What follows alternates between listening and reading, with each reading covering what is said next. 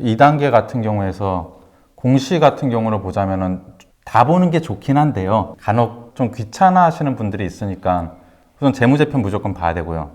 사업보고서에 있는, 그다음에 사업보고서에 있는 또 자본금 변동사항, 그다음에 뭐 임직원, 배당, 사업의 내용 이런 것들은 무조건 봐야 되고요. 유상증자 내용도 봐야 되고, 유상증자 그다음에 신주인수권 부사채, 그다음에 횡령 이런 것도 다 공시에 떠요. 소송 있는 것도 공시에 뜨고요. 근데 이런 것까지 확인을 안 하면은 회사가 지금 재판에 들어가 있는데 그런 거는 다 확인을 암만 펀더멘털이 좋다 하더라도 뭔가 확인은 해야 되잖아요. IR 자료 같은 경우에는 이게 아무래도 회사 홍보성 자료다 보니까 팩트 플러스 조금 희망사항이 들어가 있긴 해요. 그래도 그 회사 뭐 히스토리 이해하고 연역 이해하고 그 다음에 그 회사의 아이템, 차별성, 성장성 이런 거 이해하는 데는 아주 좋습니다. 종목 리포트 같은 경우는 이제 IR 자료가 회사가 회사를 평가한 거라면은 종목 리포트는 증권사가 회사를 평가한 거예요. 그럼 조금 더 객관적인 건 있을 수도 있는데 내용 자체는 괜찮아요. 거기서 보면은 거기서 봐도 뭐 매출이 어느 정도 성장할 거다 이런 것도 나오고요. 보면 안 되는 거에 두 가지가 있는데 목표 주가랑 투자 의견 이거는 주로 그냥 틀려요. 근데 우리 보통 종목 리포트 보면 증권사에서 나온 제일 먼저 보는 게 목표 주가 아닌가요?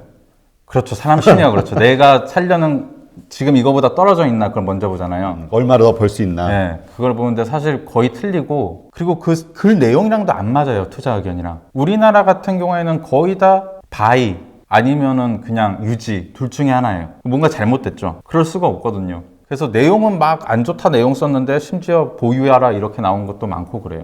뉴스 같은 경우는 조금 많긴 한데요.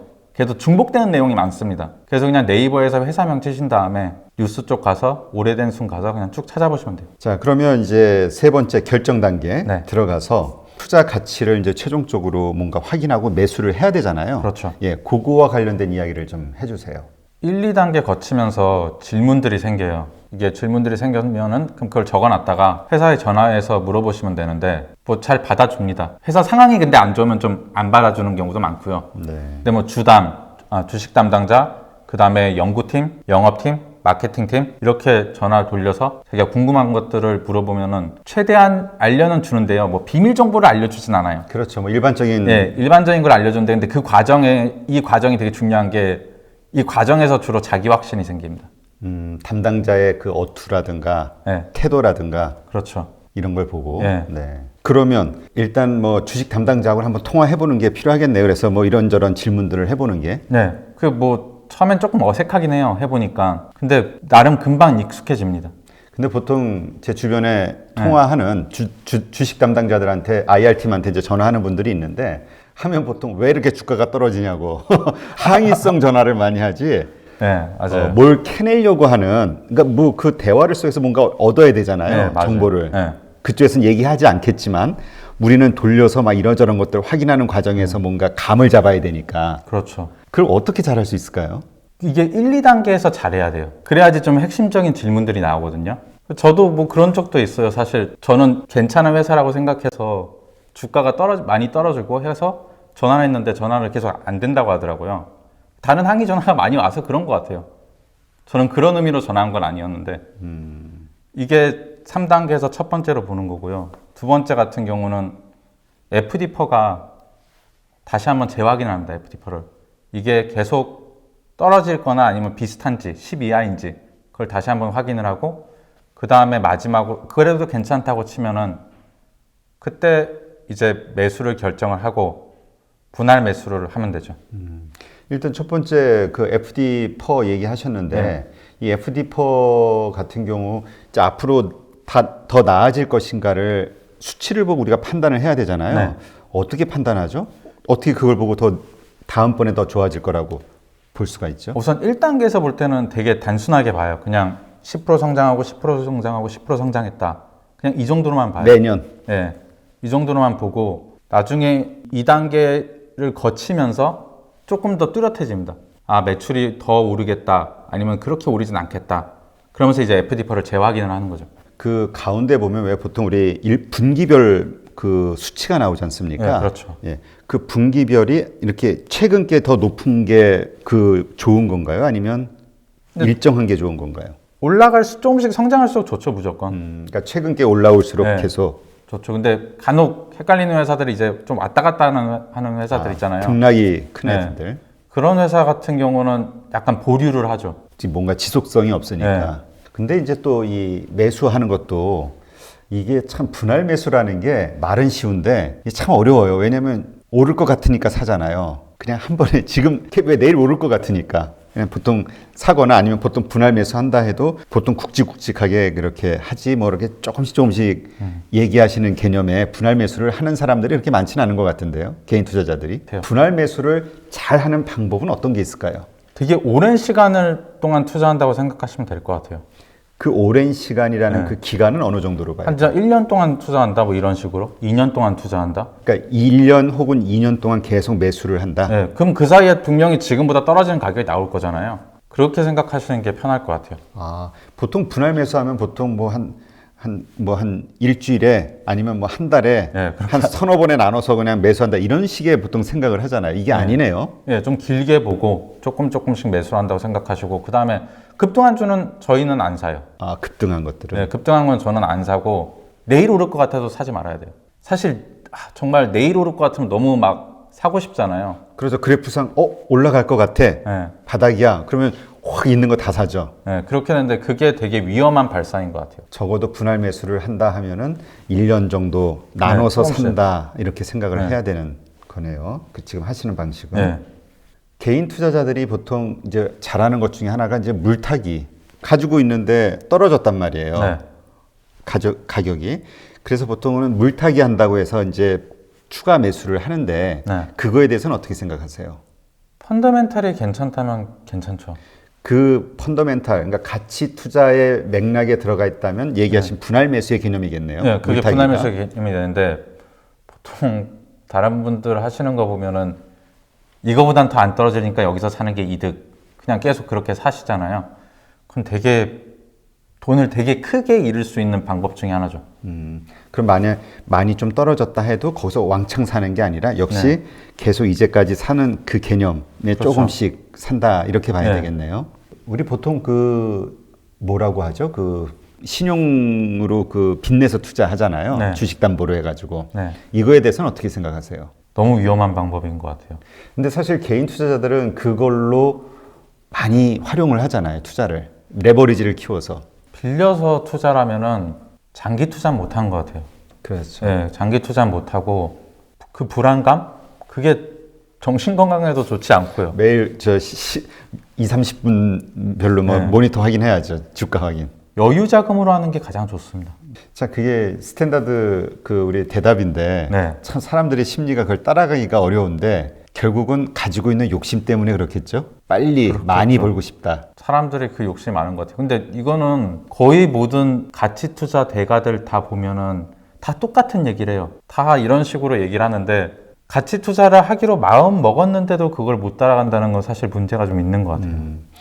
그러니까 자기 마음을 잘 다스려야 되는데 네. 그런 조바심 혹은 막 그런 욕심이 생길 때가 있잖아요. 특히 그렇죠. 모니터를 HTS 모니터를 보고 있다 네. 보면 옆에서 막 상한가 띠링띠링 하면서 막 네, 막 맞아요. 알려주고 스팟 나오고 막 이러면 막 쫓아가야 될 것 같고 남들은 돈 버는데 내 거는 계속 떨어지거나 그대로 제자리거나 네. 그러면 막 마음이 조급해지니까 그렇죠. 그래서 그냥 확 넘어가기도 하는데 네. 이런 걸 어떻게 마음을 잘 다스릴 수 있을까요? 평상심을 계속 유지하는.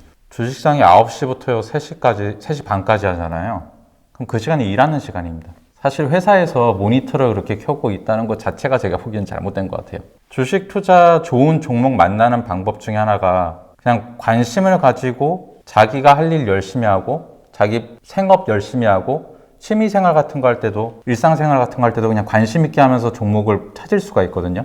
사실 저희가 자본주의 세상에서 다 돈 쓰는 얘기잖아요. 돈을 벌거나 돈을 쓰거나 둘 중에 하나잖아요. 그럼 제가 돈을 쓰는 만큼 누군가는 돈을 벌고 있단 말이에요. 그럼 제가 관심 있는 분야부터 공부를 해보는 거를 전 추천을 해요. 사실 자기가 하는 일이만 처음에 제일 좋아요. 아무래도 자기가 좀 많이 알고 하니까 조금 더 공부하기가 쉽죠. 수월하고. 근데 전혀 모르는 것부터 하면은 보고서에 있는 사업의 내용이나 IR 자료나 진짜 지루하거든요. 자기가 잘 모르니까. 예, 모르니까. 근데 자기 좀 아는 거에서부터 접근하면 훨씬 더 좋습니다. 관심 있는 분야의 산업이나 네. 회사. 네, 그렇죠. 그 이제까지 이렇게 투자를 해오시면서 이렇게 좀 가장 수익률이 높았던 어떤 좋은 케이스, 경험들이 있으시면 좀 얘기해 주시죠. 한 2개 정도만. 우리손 FNG라는 종목이 있었는데 그 돼지고기예요. 61% 정도 수익을 봤었는데 몇 년간이요? 이거 좀 길었어요. 2년 동안 보유했었던 종목이고요. 아, 24개월을 보유했는. 네, 24개월 동안 보유했었고 그 다음에 이것도 똑같이 했어요. 1단계, 2단계, 3단계. 1단계 같은 경우에는 부채 비율은 92%였고 영업이익은 계속 성장하고 있었고 FD퍼는 8.8 정도 했었고요. 그럼 2단계에서 이제 쭉 자료들을 보잖아요. 자료들도 내용들이 전부 다 긍정적이었어요. 이 회사는 다른 회사랑 다르게 돼지고기 그게 되게 좋은 돼지고기가 되게 많고 그 다음에 이 회사는 진입장벽이 어느 정도 있대요. 돼지고기 같은 경우에는 이제 돼지고기가 이제 팔 수 있는 좋은 고급 돼지고기가 되기까지 3년 정도 시간이 걸린다고 하더라고요. 아, 3살 때. 네, 그게 3년 정도 걸리니까 함부로는 다른 작은 기업들은 시작을 못 하잖아요. 3년을 투자해야 되니까. 네, 그런 장점도 있었고 그리고 이게 수직 계열화를 써가지고 다른 여기서 나오는 돼지고기는 믿을 신용이 있었고요. 그 다음에 다른 IR 자료 같은 것도 봐도 103억 정도는 매출이 일어날 거라는 예상을 했었고 연간이요? 예, 연간. 그 다음에 환경 문제가 있기 때문에 다른 기업들이 함부로 못 들어오는 그런 게 있었습니다. 좋아서 일단 매수를 하셨는데 네. 가격이 이렇게 좀 그래도 뭐 점진적으로 올랐나요? 아니면 계속 이렇게 유지하다가 어느 날 이렇게 좀 빠르게 올랐나요? 제 기억에 한 1,500원까지도 떨어졌던 것 같고요. 아, 오히려 사고 나서. 예, 많이 떨어진 적도 있었고 그리고 조사하면서 제일 걱정했었던 게 아마 돼지고기나 뭐 닭고기, 뭐 소고기 이런 것 쪽에 투자를 하려면은 뭔가 병들어서 다 죽는 경우가 있잖아요. 그걸 걱정을 많이 했었는데 네. 이게 다 보험이 있더라고요. 그래서 보험이 있어가지고 그런 일이 있어도 크게 손해는 보지 않는. 그래가지고 뭐 그냥 계속 잡고 있었죠. 그러니까 중간에 뭐 집단 폐사한다든가 이런 사건이 있었나 네. 보죠? 집단 폐산 사건이 있었던 건 아닌데 걱정은 계속 되잖아요. 아, 그렇지. 그러니까 전염병 돌면 네. 어떻게 되나. 왜냐면 예전에 전염병이 몇 번 돌았었던 적도 있었고요. 맞아요. 근데 모든 회사가 그런 문제가 있던 건 아니었어요. 여기는 이제 안전장치를 해놓은 거네요. 네, 안전장치를 해놨던 거죠. 그러면 매도를 했던 그 시점은 네. 2년 후에 이제 하신 건데 네. 매수하고 어떤 기준으로 이건 팔아야겠다 결정하셨나요? 그냥 수익률 확보였어요. 아, 일단 뭐 60% 이상 됐으니까. 네, 61%인가 그랬는데 이 정도면 괜찮다. 또 다른 사례 하나 더 말씀해 주시면요. 메디톡스 같은 사례는 되게 유명한 사례 중 하나인데 2만 얼마에 사가지고 4만 얼마에 팔았었어요. 근데 이 문제가 몇 년 뒤에 80만 얼마까지 올랐어요. 그러니까 지금 100% 수익률을 얻은 게 아니라 예, 저희는 한 98%뭐 그 정도 얻었는데 괜찮은 수익률이잖아요. 네, 괜찮죠. 근데 이게 막 80 얼마까지 오르니까 좀 신기하더라고. 이거는 뭐 실패라고 봐야 되기도 하고. 예. 믿음이 부족하셨네요. 끝까지 들고 있어야 되는. 그렇죠. 믿음이 부족했죠. 그때도 그냥 수익률 확보로 팔았었는데 뭐 그렇게 되더라고요. 이게 사실 그 주식만 계속 가지고 왔었어도 그렇죠. 아무 문제 없거든요. 100배 이상 오르는 건데. 그러면 그러한 경험이 있고 나서 그 매도와 관련해서 뭐 좀 바뀌신 게 있나요? 기준이나 생각이? 아니요, 똑같이 유지하고 있습니다. 아, 그럼에도? 예, 왜냐면은 반대 경우도 많거든요. 아, 그건 이제 하나의 예외적인 상황으로 보고. 근데 뭐 100배가 넘었다고 해가지고 무조건 팔았던 건 아니에요. 계속 가지고 있는 종목도 있고요. 결국에는 뭐 우상향할 거다 이런 믿음 때문에. 참 이게 사람이 미래를 알 수 있으면 좋은데. 그렇죠. 자, 그러니까 하여튼 현재 그 우리 주식시장에서, 한국 주식시장에서 개인들이 돈을 버는 경우가 그렇게 없다고 하잖아요. 네, 데이터 조사를 맞아요. 해봐도. 네. 그러니까 이 이유는 그 우리의 투자 방식에 문제가 있다라고 지금 이야기하시는 거죠. 예, 그게 큰 것 같아요. 아무래도 단타하시는 분들이 훨씬 많은 것 같습니다. 그러니까 도박을 네. 하는 분들. 그래서 지금 얘기하신 그 3가지 그런 단계를 꼭 거친다면은 개인들도 안전하게 그 돈을 벌 수 있는 그런 투자를 그렇죠. 할 수 있다. 네. 이 얘기를 하시는 거고요. 네. 네, 오늘 뭐 가치 투자와 관련해서는 사실 철학의 문제이기 때문에 그렇죠. 그러나 이제 그 철학을 구현하는 좀 더 세밀한 그런 방법에 대해서 말씀해 주시니까 아, 요 정도 이렇게 따라하면 되겠구나. 개인 투자자들도 뭐 이런 하나의 그 로드맵이 생기네요. 다행이네요. 네. 네. 이제까지 불곰의 가치 투자 따라하기 공동 저자인 박선목 저자님을 모시고 가치 투자를 통해서 개인 투자자들이 벌 수 있는 그러한 방법에 대해 이야기를 나눴습니다. 이렇게 나와주셔서 고맙습니다. 감사합니다. 네, 고맙습니다.